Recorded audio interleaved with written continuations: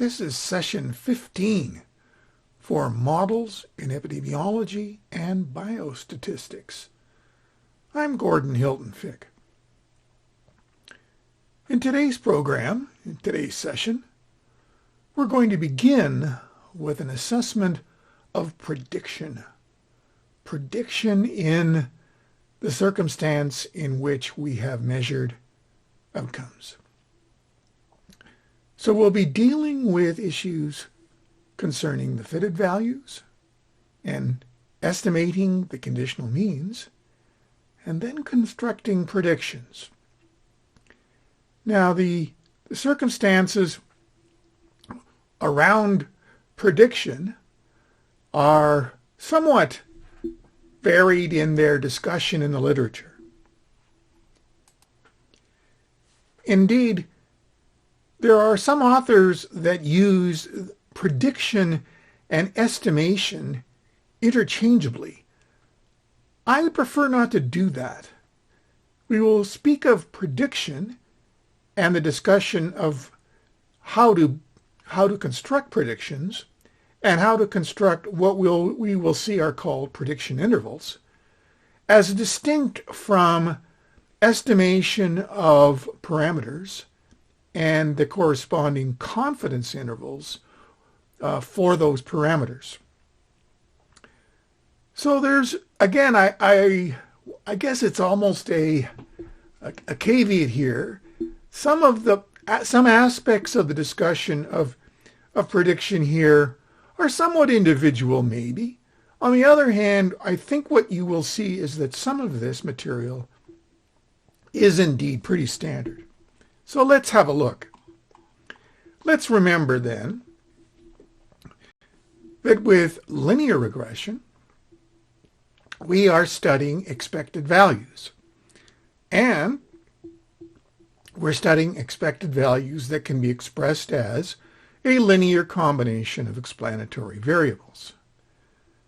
And then, once we have used some method to construct a fit from such a model, we then get the fitted values for the corresponding set of observed input variables, of the so-called explanatory variables.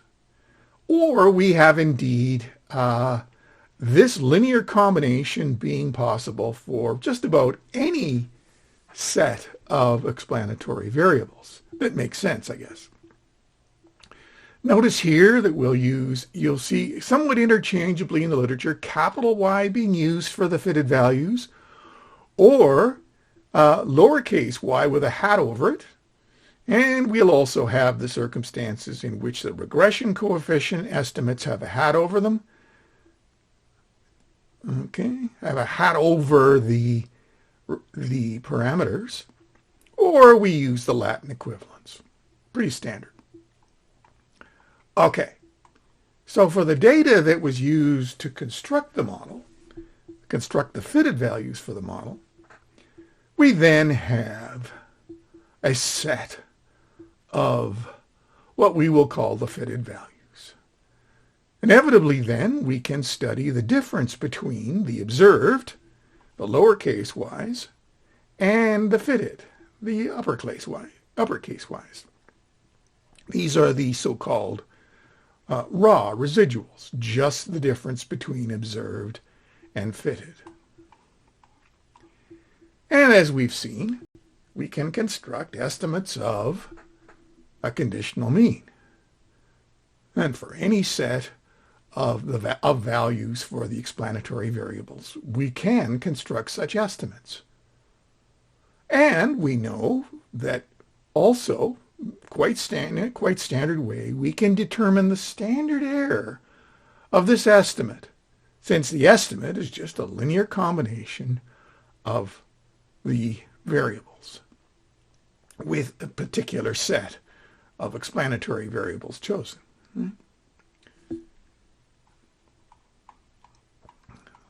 So, to give us some context here, we'll take a fairly simple example.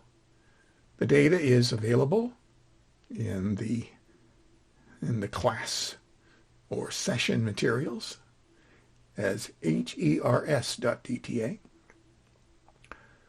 So for our purposes here, we'll suppose we're interested in study the LDL, the low-density lipoproteins, and they are recorded along with participants' body mass index and an indicator for whether or not they're using a medication called a statin.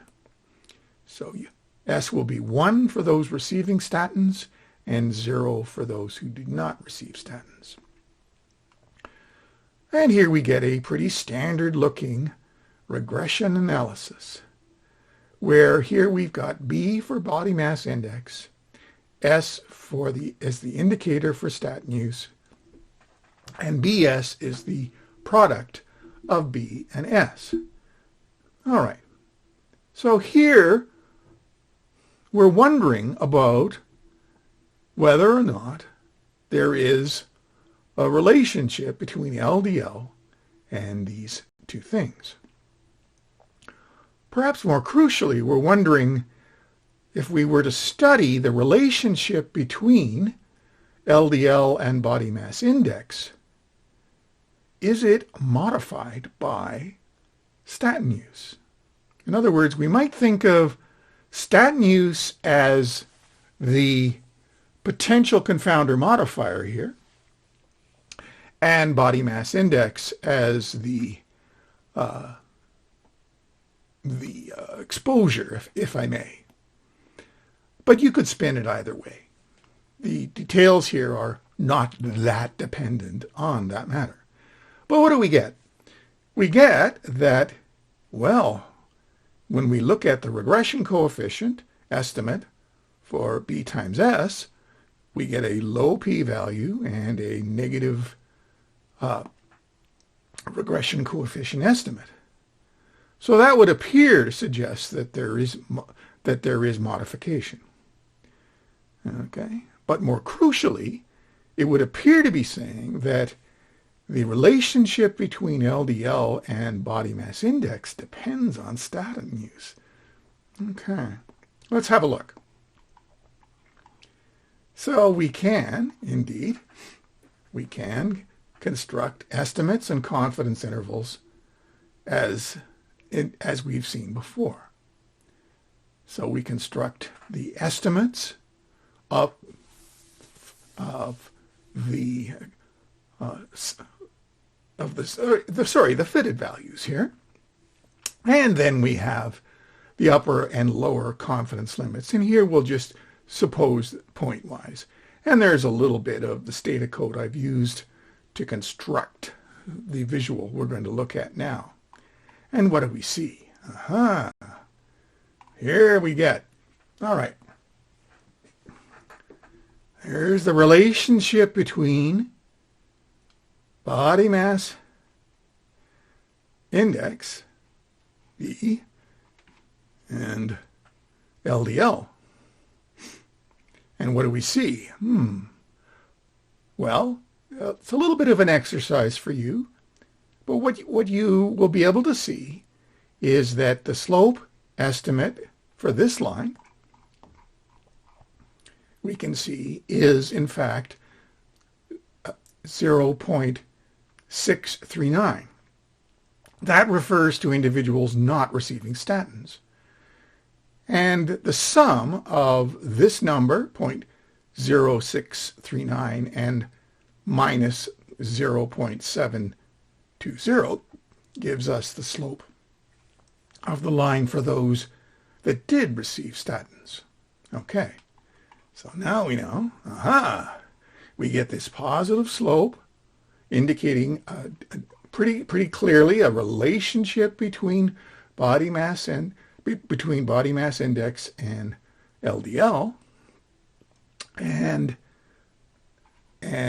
well, somewhat essentially horizontal line for those receiving the statin. And notice we're getting these curves here. These are the point-wise confidence limits or confidence bands, if if I may. And they refer to the range of plausible values for the expected LDL at different combinations of body mass index and statin use. So for example, for an individual with a BMI of 40, we can see that for those not receiving the statin, we get a range from roughly 165 to, well, it looks like maybe about 145. Whereas for those that did receive the statin, we get a range that's substantially lower. The LDLs are lower. The LDLs estimates are lower. So we can see we've got estimates of expected LDL. I'd like to emphasize this. So these estimates and then the confidence intervals for the population expected LDLs are presented in this visual. Now one can see then that expected LDL does not appear to depend on body mass index if one is receiving statins.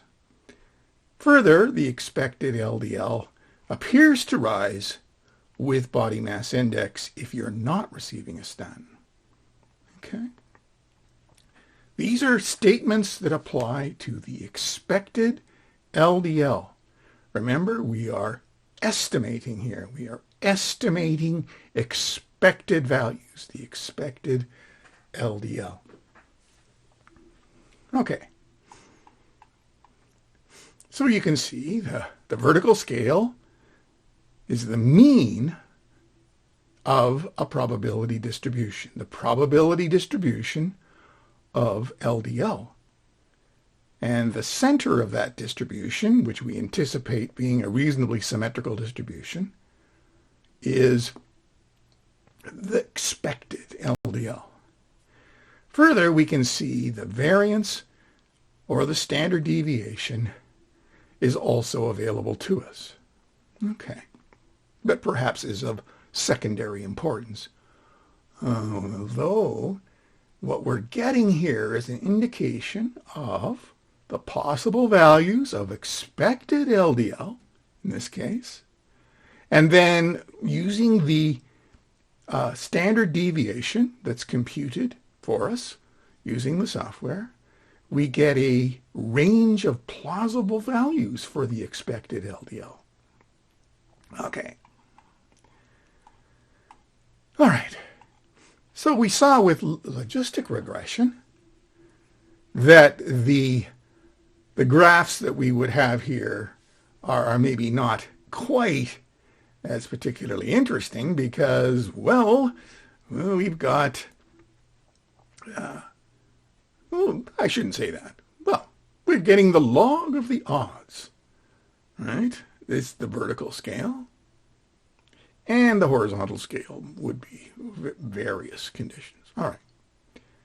So here the distributions involved were not normal distributions. They were, in fact, just the simplest of binomial distributions, the so-called Bernoulli distributions. Okay. Since our outcomes were just zeros and ones. Zero meaning absence of whatever the outcome was, and one for presence. All right. So the form of the distribution was completely determined by the log odds, or the probability. But with linear regression, we have focused our attention on the mean of the distribution, a single piece of that distribution. We did see a little earlier that we can write the actual response in terms of the expected and the error. So the actual response differs from the expected response by a term which we have typically symbolized by the Greek letter epsilon, with its Latin equivalent being the letter E for error. Okay. So the error distribution here, right? It's the difference between the response and its mean. And it's the error, right? The error distribution in the classic linear regression has mean zero and constant variance. And as we've noted, well, we're really hoping or anticipating perhaps that distribution would be symmetrical, and maybe we might even want to suppose that it's normal. And we've discussed this. Now, the error distribution then with mean zero and that constant variance sigma squared, and that's the circumstance we're going to look at here. So a consideration of the sum of those two things is in a real sense a statement about a prediction of a response for an individual with that particular set of explanatory variables, the particular set of xi's. Now notice that unlike logistic regression, one can consider a prediction here directly without the specification of a classification rule. You'll recall that when we did so, we got issues like if we used a particular classification rule, then we could say set a threshold for those that we would consider or predict as being zero, and those that we would consider and predict to be a one. But with linear regression, well, the sum of the expected and the error is indeed something one can estimate.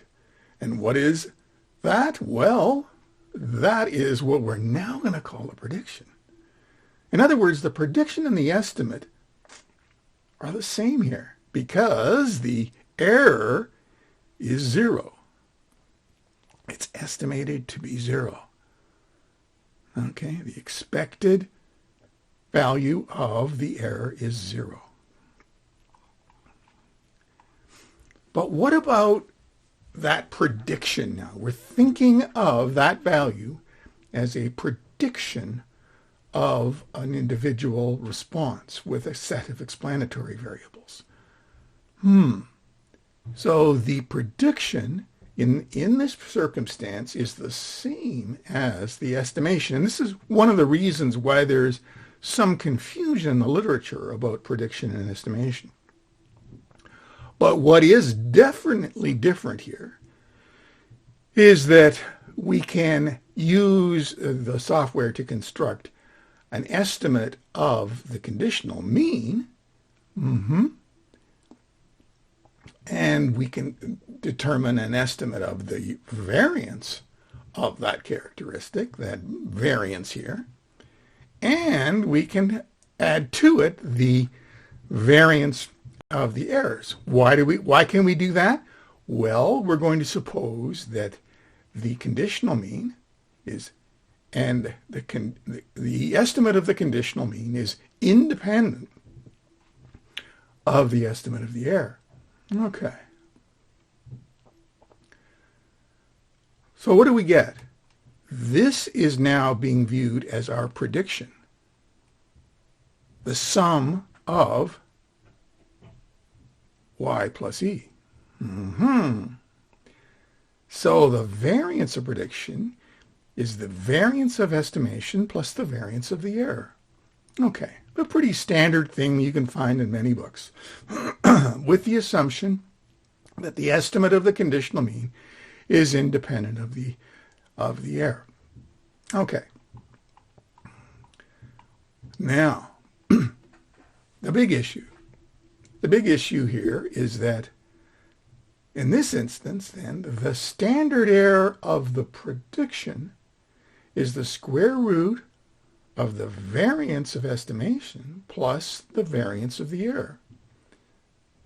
And what we're going to see in a minute here is that oftentimes this variance of the error is much larger than the variance of the estimate.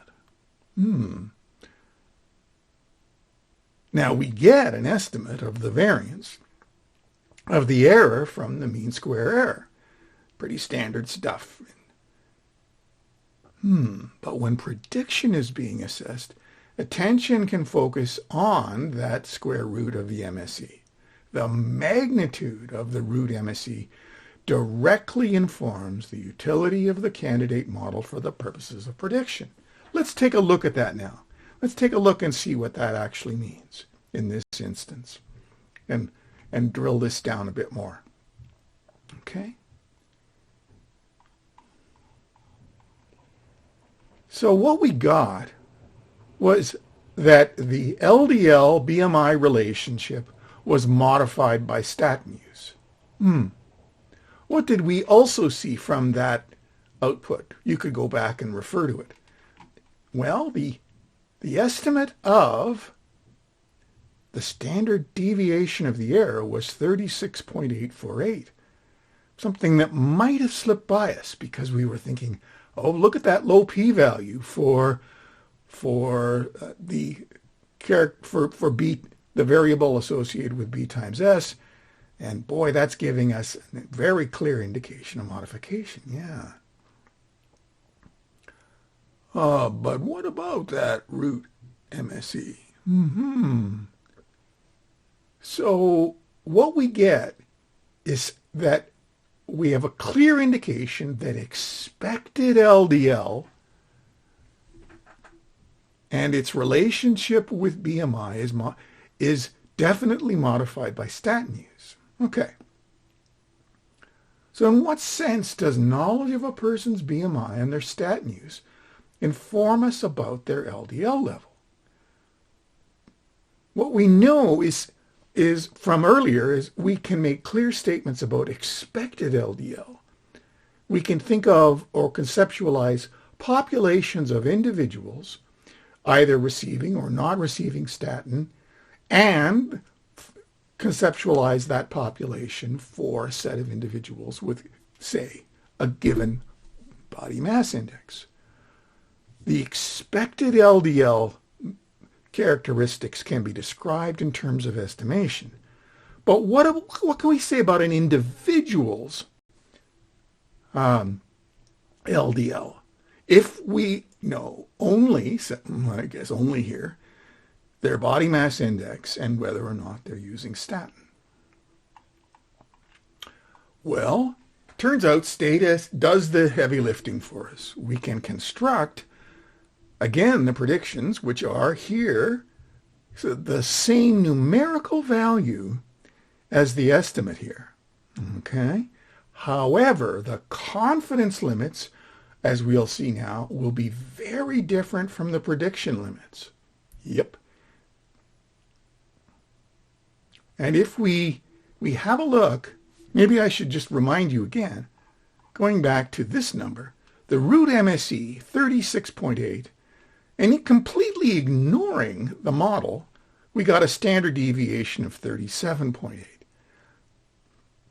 This takes us to issues associated with R-squared, but we'll leave that for the time being, and maybe many of you that are watching this video or reading these slides have seen some of this discussion before, the discussion of R-squared.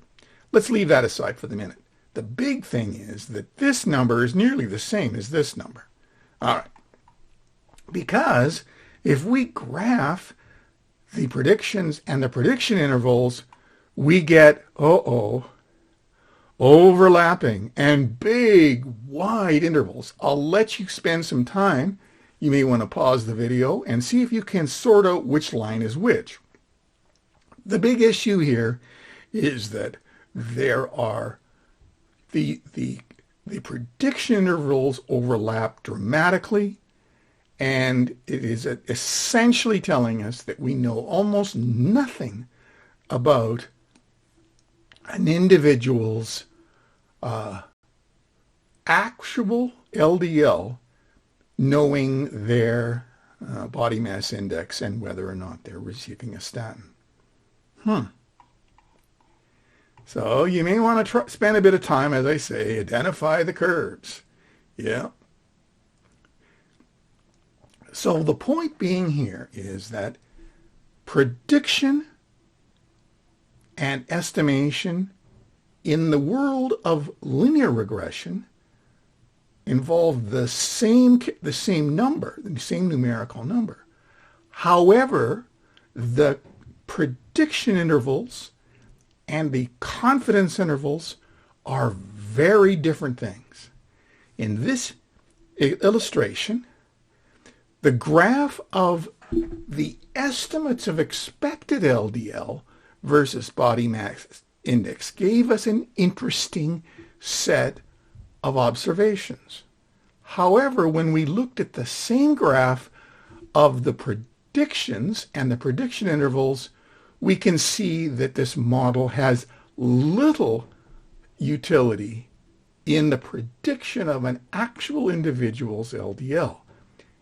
What we get is statements about population characteristics here, but not about individuals. And that's the big distinction. So just to summarize where we are so far in today's session, what we have is that if in fact we are using linear regression in its basic form with normal distributions, or at least symmetrical distributions, and constant error variance, that the predictions are the same as the estimates. However, the standard errors of prediction are very different, or can be very different, from the standard errors of estimation. So the big take-home message is estimation of expected characteristics can be very different from prediction of actual values, insofar as the variability attached with them can be very different indeed. Okay, well now let's take a bit more time on the distinction between prediction and estimation, and review some of the circumstances that we've already seen, and look at a couple of new ones that I think you may find helpful. So now let's see if we can't explore how to use models to make predictions. And again, what we're going to be emphasizing here is the distinction between a prediction and an estimation. Now, here is again where you will see some variance in how authors use this terminology. You'll hear in the literature of so-called prediction models, but the main purpose of these prediction models appears in many instances to be about constructing estimates. So we're going to have to be careful here and be clear. Now, what we know is that our models will give us estimates of the regression coefficients, and we get fitted values. And that there are many circumstances in which we wish to understand how it is that these models can be used to make predictions. So to emphasize here, I'm going to suppose that when we speak of a prediction, we wish the prediction to be one of the possible values of the outcomes. Now, in the case of linear regression, well, there's a prediction then could be, again, any value that's reasonable for an outcome. However, we need to be, I guess, a bit more savvy here when it comes to understanding what we mean by a prediction when we are not in the world of measured outcomes. In particular, when we are in a position where the predictions are to be just zeros and ones, or just a finite set of possible values, then we can see that predictions are not going to be the same as estimates. And we've already seen some of this. In some instances, we need a rule along with a model in order to construct predictions. Okay. We'll also see that many authors like to separate this world by describing things as classifications rather than predictions, because the distinction between prediction and estimation is so blurry, whereas perhaps classification is a little bit more separate.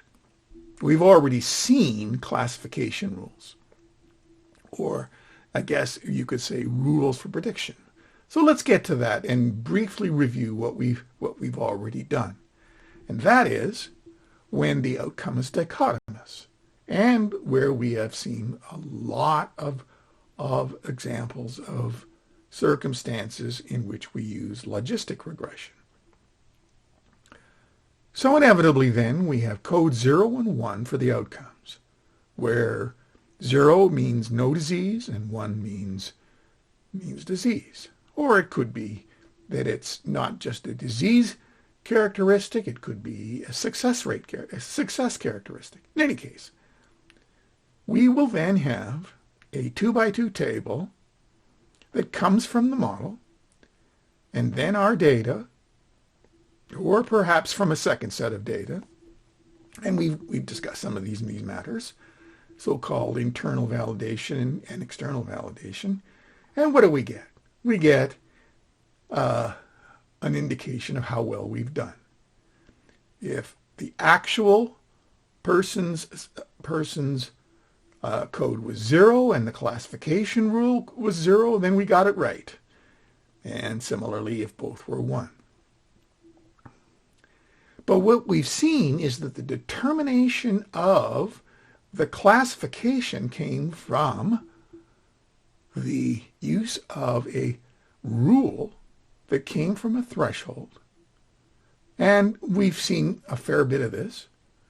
In other words, well, let's take a look at the estimates of the probabilities that we get from the model. So we take the estimates of the log odds and convert them into estimates of probabilities. And then we establish a threshold. Being below the probability means an assignment or a classification of 0, and being above the threshold means a classification of 1. And then we had matters of sensitivity and specificity and possibly predictive value that enabled us to see how well such a model might do in prediction. Okay? Not the estimate of a probability, but rather the prediction of individuals, the classification of individuals into the two types, right? So we can see that this, and we've already seen that, well, we could construct the receiver operator characteristic curve and the area under the curve, and we've done these matters. So I think that, well, it wasn't as maybe as explicitly stated. Prediction here, when the outcome was dichotomous, was quite different from estimation. The estimation of probabilities being very different from the classification or the prediction of an individual's outcome. Because probabilities could be any number between 0 and 1, whereas classification is just zeros, a set of zeros, and a set of ones, and nothing in between. Again, I'll just remind you that some authors will refer to the estimates of the probabilities as the predictions. I would prefer not to do that here, and would encourage you to follow a similar plan. All right, let's see if we can't extend what we did with dichotomous outcomes and look at the circumstances in which we have ordinal and or nominal outcomes, where the outcomes have a fixed set of values, say j. And we again would select a model, and then with data, we get a regression coefficient set and estimates of those regression coefficients and fitted values. Now, I'll take you back, and you may wish to review that in our session on ordinal and nominal outcomes, where we had a fixed set of possible outcomes, we can construct, from the fitted values, we can construct fitted values on the probability scale. Okay.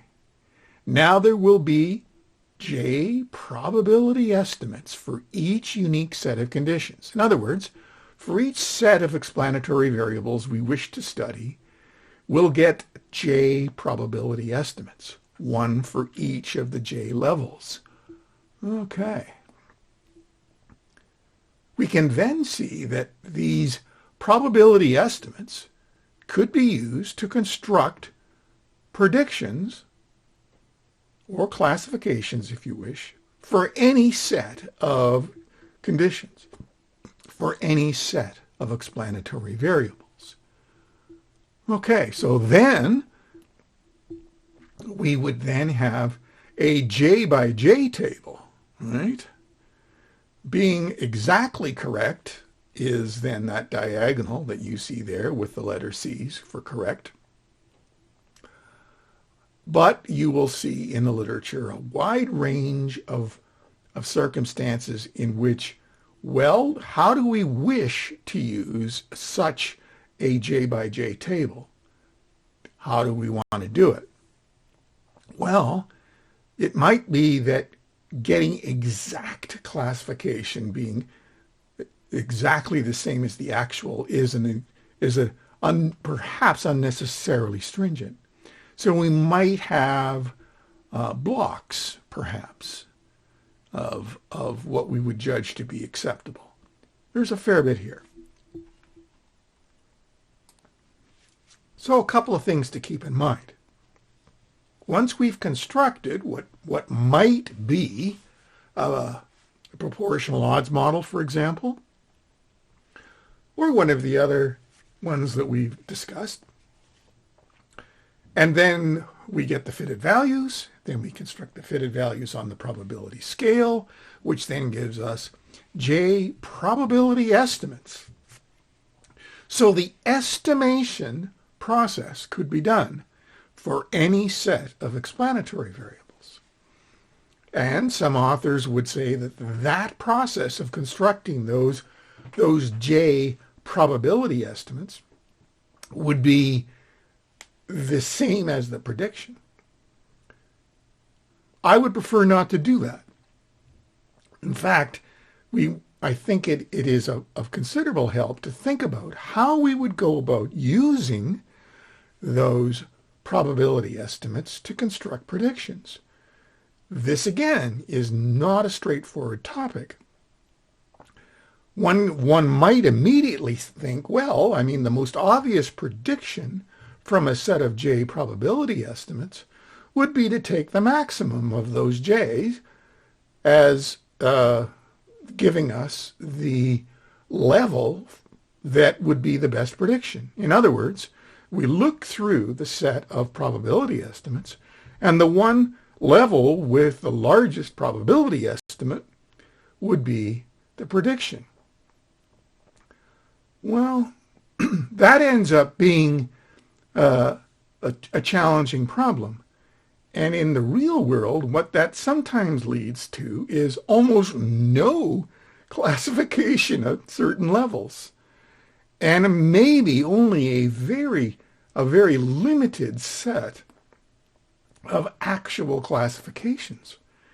So this is the real issue now. It's one thing to use a proportional odds model to give us various sets of probability estimates, and we looked at that very briefly in an earlier session. But it's another matter to take that model and some form of rule like maximum probability to dictate how to make the classifications. Okay. So then you would be able to determine, if you decide you're going to use the level with the maximum probability estimate, you would then have a set of predictions. Notice the predictions aren't a set of probability estimates, but the predictions are numbers that range between 1 and j. So we could determine, well, how well did we do? And, well, we could look at, well, what was the proportion of correct classifications? This can be a bit like with with linear regression and also with logistic regression. It can be a bit disarming and unsettling to realize that this model that we have spent quite a bit of time perhaps building and constructing hasn't done so well when we come to the reality of trying to use such a model for the purposes of prediction.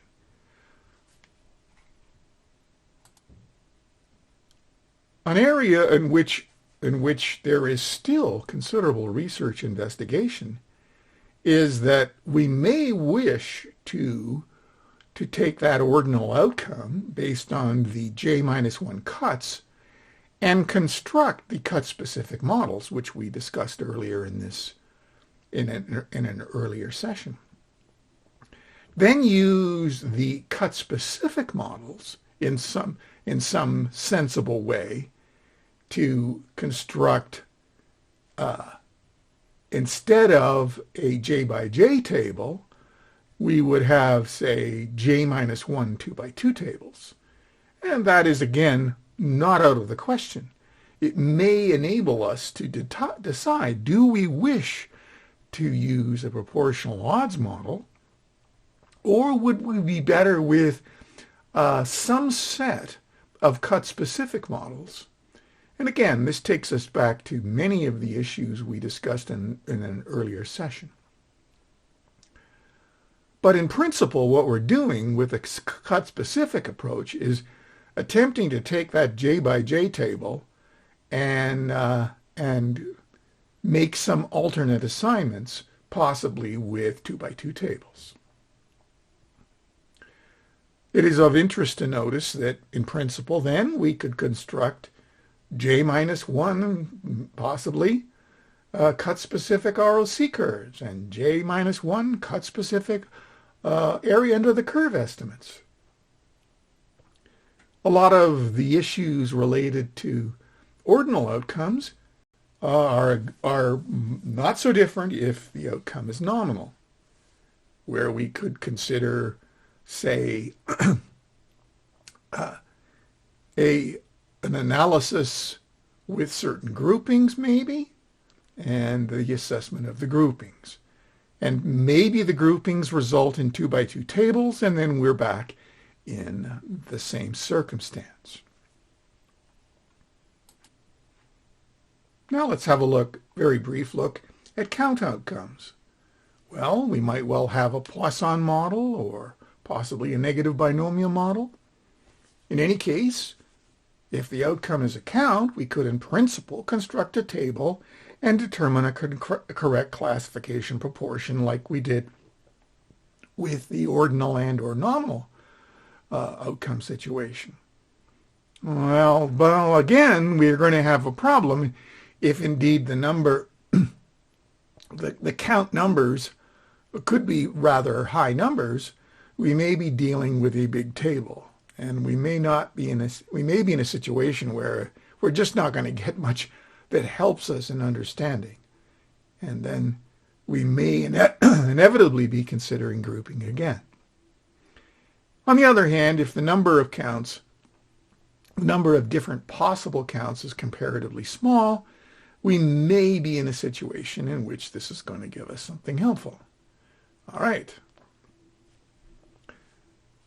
How are we going to construct a prediction? Well, again, if we wish the prediction to be one of the possible values, that is, the numbers ranging from 1 through j, if there is, say, j again, or I don't know, a possibly not really determined number of outcomes here, but in any case, one possibility that one sees is to take the estimation of the mean that comes from the model. You'll recall that with the Poisson model and the other the negative binomial models and their various variations, we're modeling the logarithm of the mean.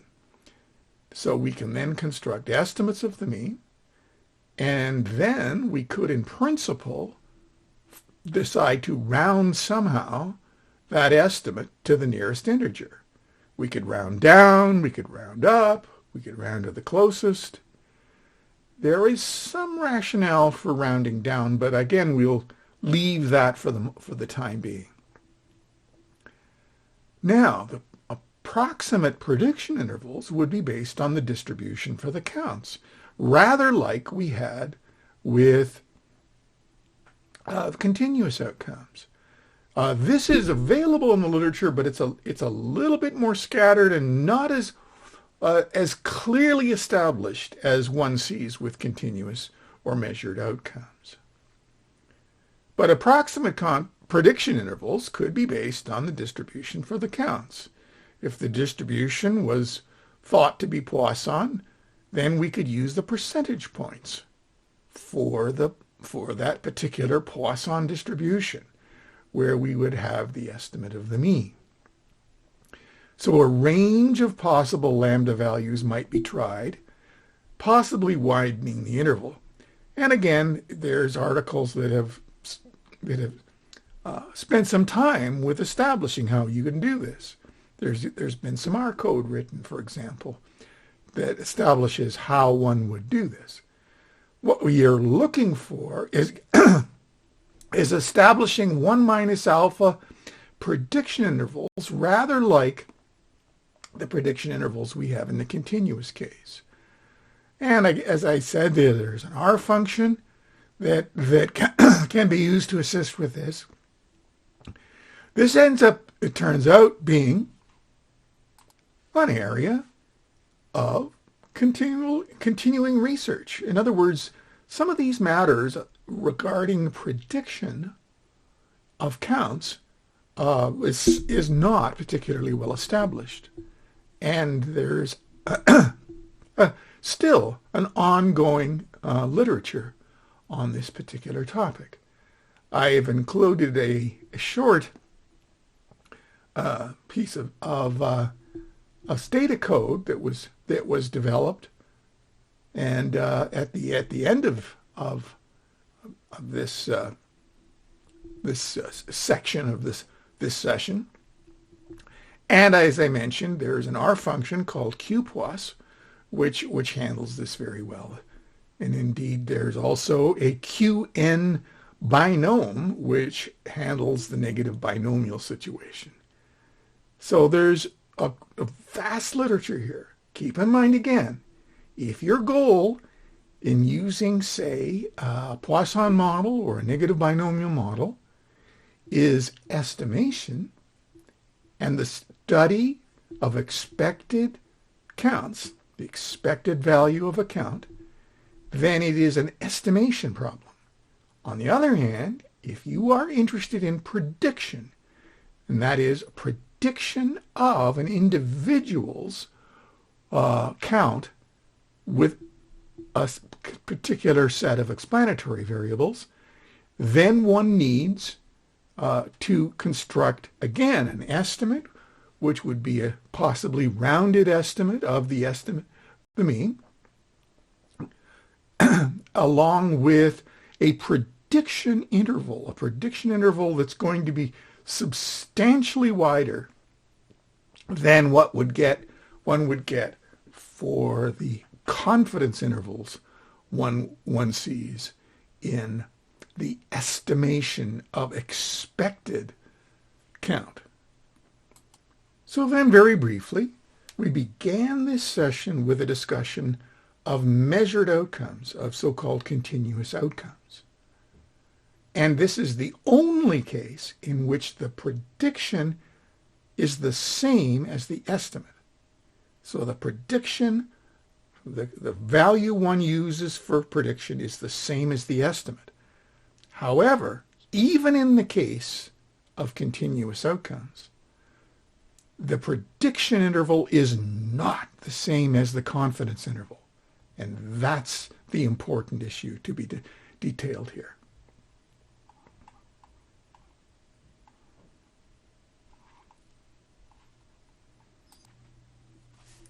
Well, we've had 3 sessions on linear regression, and this third session, session 15, I thought I would wrap up with a brief illustration of many of the matters that we've seen over the course of these past 3 sessions.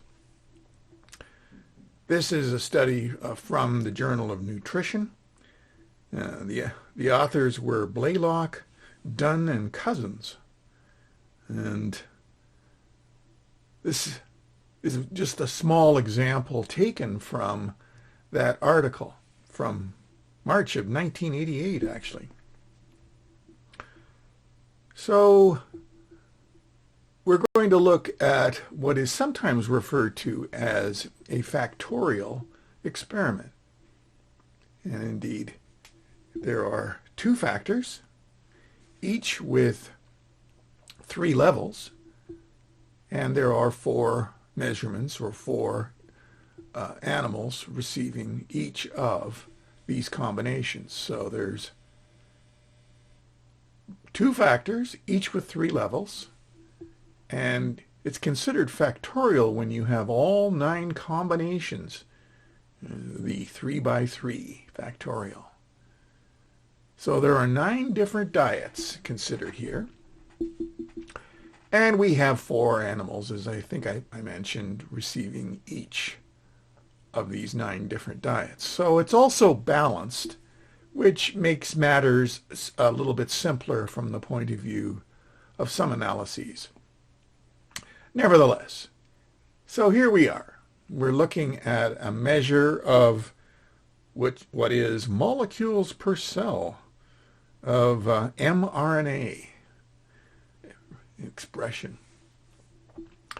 Pretty early mRNA work, I think, but don't hold me to that. Plus, it is my intention to stick fairly closely to the biostatistical issues here rather than the actual science. You may find it of interest to refer to the original paper of Blaylock, Dunn, and Cousins to see what they did. Okay, so we have then one thing that's considered a starting point is, okay, how about an analysis of variance? We have a separation of between diets and within diets.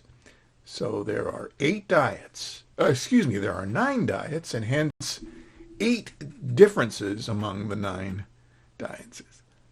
And so there are the between sum of squares has 8 degrees of freedom. And in addition, then we have 4 measurements taken on each of the 9 combinations. And so that gives us 3 degrees of freedom of variability times 9 for each of the 9 diets, or 27 degrees of freedom, reflecting the differences within the diets. And if all is well, we would consider this sum of squares within diets as the quantity we'd use for the testing, or if I may, for the estimation of error. However, what we see when we're being careful here is that if we consider an assessment of the residuals here, we would anticipate the residuals to give us some indication as to whether or not the error structure is as we would like to assume. In other words, is there any evidence, perhaps visually then, against the assumption of constant variance, and or any indication against the assumption of a symmetrical or maybe even approximately normal errors? So one way to do that is to consider a plot of the residuals versus the fitted values. And that's what we'll look at next. And what we see is at the low levels of the expected mRNA, we have very little variability, but at the higher levels of the expected mRNA, we have more variability. It's, again, visuals like this usually make us think, okay, we were supposing that the error distribution has constant variance. And it would appear, again, that that is perhaps problematic. And indeed, if one consults the literature on mRNA, many authors have identified that, in fact, it's better to analyze this particular measurement on the logarithmic scale. So, okay, let's just repeat that process again. Now, again, there's two thoughts on this. Should we have started with that? From our literature review, should have we identified that we should have been analyzing on the log scale from the beginning? Perhaps so.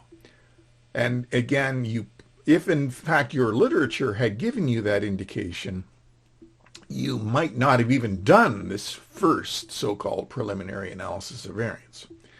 Nevertheless, if we then go to the log of the mRNA measurement, we get a apparently different looking analysis of variance table. And now, because the units are different now, right? We're now the log of the molecules per cell. On the other hand, if we now look at a plot of the residuals versus the fitted values from that preliminary analysis of variance table, we get something that looks much more tenable. We have an indication that the variability is reasonably distributed across the anticipated values of mRNA. Okay? So variability, no evidence here against the assumption of constant variance.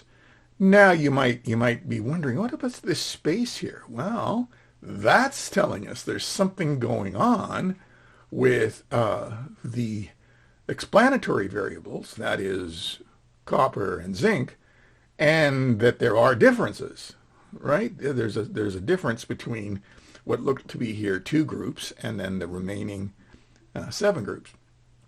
That's not per se a concern per se with this display. Don't be overly troubled by such an indication. We're looking for an indication of constant variance and no outliers and reasonably symmetric distributions. And what we see looks like we're in pretty good shape. Some authors would say here that it might be a good idea to use a QQ plot or a residual plot of the residuals versus the expected normal scores, and that could also have been done to assess the assumption of at least approximate normality in this instance. Okay, so let's consider some models for the expected log mRNA, and we might, if we wish, we might then think, all right, how about we'll go with the most complex, in other words, a quadratic model. Models that do not assume linearity in the response, in the relationship between expected log RMNA and the explanatory variables, copper and zinc. So we'll consider the most elaborate, and if we do so, where we've got the linear terms and then the quadratic terms, and then if we do so, we get now a regression analysis for which the residual sum of squares here with 27 degrees of freedom is the same as the within groups sum of squares, because we have included all 8 of the terms involving copper and zinc in this instance. Now, what you might then see at this stage is, okay, fine, but what we're getting now is some indication, at least by the p-values alone, and maybe some consideration of the magnitude of these coefficients, which could be done either visually or with some assessment, as we did with the construction of models that have linear and quadratic terms. One way to proceed would be simply to do so in a cautious way, 1 degree of freedom at a time. For example, just removing the most complex, that in this instance would be copper squared crossed with zinc squared. And if we do so, we see again, well, there's still, it would appear at least to be too many terms. You could do them one at a time, or you could, for example, consider the removal both of these remaining terms, the term copper squared zinc and copper zinc squared, which is what I'm doing here. And if we do that, still we get some indication of all right, we might be tempted to start looking at some of the coefficients and the test of significance with this complicated model, and I would leave that for the interested reader to spend a bit of time with this. Keep in mind that interpreting these terms in the presence of the copper times zinc term requires care and consideration. The interpretations of these coefficients is not as immediately straightforward. All right, so we did that, and we then considered, all right, let's drop that copper times zinc term. And if we do that, okay, well, now we are getting into the realm of an additive model. Indeed, it is an additive model, in where we have a quadratic in both copper and in zinc, but additive in copper and zinc. And so that enables us to assess the quadratic terms. And you can see that apparently then no indication of quadratic behavior, at least in the presence of quadratic in the model for zinc. Anyhow, you could proceed again one at a time, or you could consider, for example, a very cautious one would be, what about, were we correct about removing that quadratic, that product term of copper cross zinc? And apparently that was no issue. And finally then, we might then say, well, this looks like a place that looks pretty sensible here, where we've got linearity with regard to copper, but evidence of nonlinearity with regard to zinc. And you can see that might be a place that would be where we might want to then spend more time with the visuals, presenting some more detailed interpretation of what that means in terms of the relationship between the logarithm of mRNA and copper and zinc in this instance.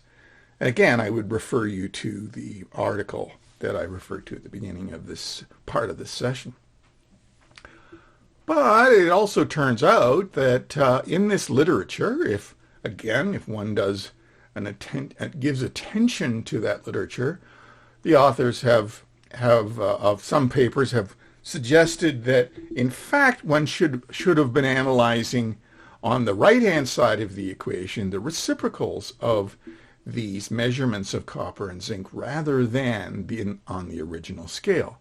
Again, it might well have been that from the literature review we would have gotten two things. We would have gotten we should be analyzing on the left-hand side the expected log of of mRNA, and on the right-hand side doing an analysis with the reciprocals of the measures of copper and zinc here.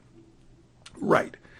Okay, so I'm giving you some of the issues that one might face that you would come across. You might be thinking, why the reciprocals? Well, we'll leave that aside, except for the fact that other authors have written about this and have argued for that.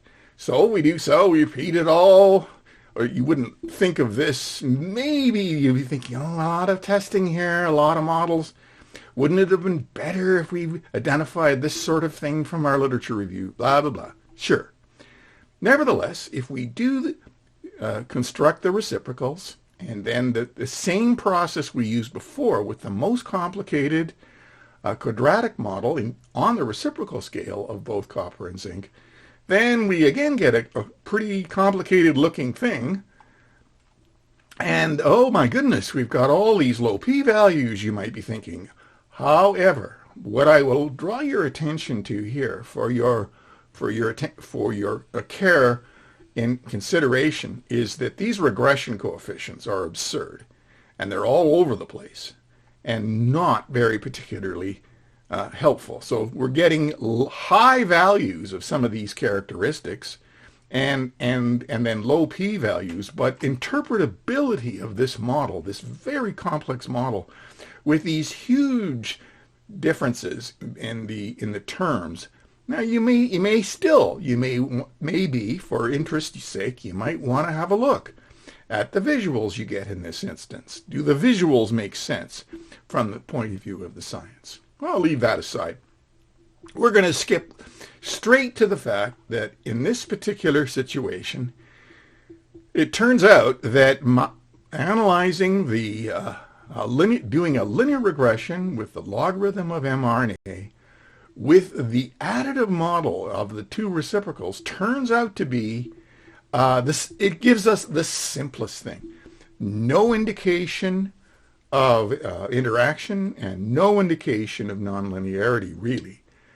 And so we end up in this particular little example with what might have been the most sensible thing. If we had known in advance to have analyzed it on the reciprocal scale for copper and zinc and had known in advance to analyze the logarithm of mRNA, then we get something that is the cleanest and for which we have linearity and additivity and interpretability of these characteristics. Again, the issues of interpretation are something that I'll leave aside for the time being. One can see, though, that the logarithm of mRNA appears to decline with rising reciprocals, okay, in both cases, which means that if we were to reverse these, or think in terms of the original scale for copper and zinc, that they're both rising and they're doing so in an additive way. Okay, there you go. That's all I have to say on that example. And like I say, isn't it interesting to see that at this particular time we have what I would have to say is pretty early work on the mRNA. Well.